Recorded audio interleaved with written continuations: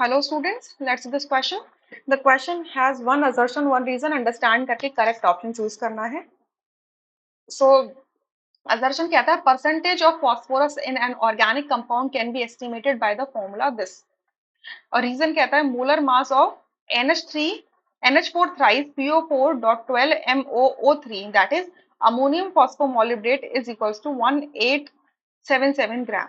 So let's calculate this thing. तो सबसे पहले रीजन को देखते हैं. यहाँ पर अमोनियम फॉस्फोमोलिब्डेट का मोलर मास उन्होंने 1877 ग्राम बोला हुआ है. देख लेते हैं.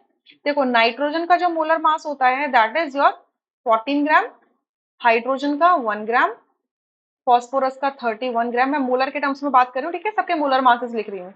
ऑक्सीजन का 16 ग्राम, मॉलिब्डेनम का 96 ग्राम, ये होते हैं. तो इनको सबको जब सॉल्व करोगे तो देखो नाइट्रोजन कितने हैं,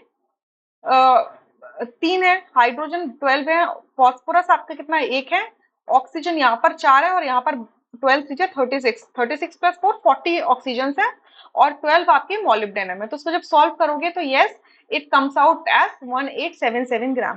ठीक है, ये मैंने मोलर मासेस लिखे हुए हैं. सो रीजन तो बिल्कुल ट्रू है. ठीक है. अच्छा, अब परसेंटेज ऑफ फॉस्फोरस देखते हैं कि कैसे हो सकता है.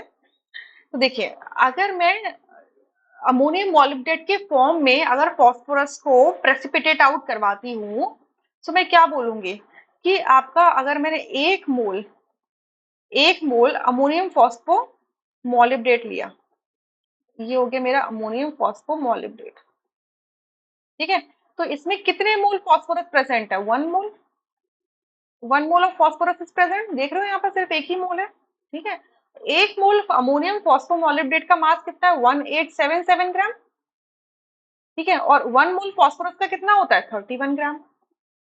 ठीक है, तो जब सैंपल था आपका ऑर्गेनिक कंपाउंड का जिसमें फॉस्फोरस प्रेजेंट है, उसका लेट से मास आपका कुछ भी हो, अभी के लिए छोड़ देते हैं, वहां से जो प्रेसिपिटेट निकल के आएगा after the addition of reagents, let say कि वो आपका M1 ग्राम निकल के आता है. ये जो फॉस्फोरस है वो इस अमोनियम फॉस्फोमोलिब्डेट के फॉर्म में निकल के आता है, प्रेसिपिटेट के फॉर्म में. तो उसका मास हमने वे किया, वो कितना निकला, M1 ग्राम निकला.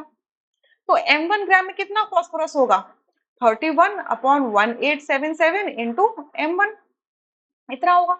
और अगर मुझे परसेंटेज ऑफ फॉस्फोरस निकालना है सैंपल में, तो mass of the phosphorus in the sample that is 31 upon 1877 multiplied by M1 divided by mass of the sample. Mass of the sample let's take it is M multiplied by the 100%.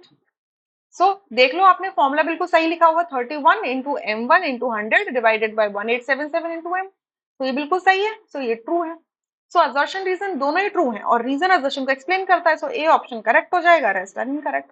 I hope you understood. Thank you.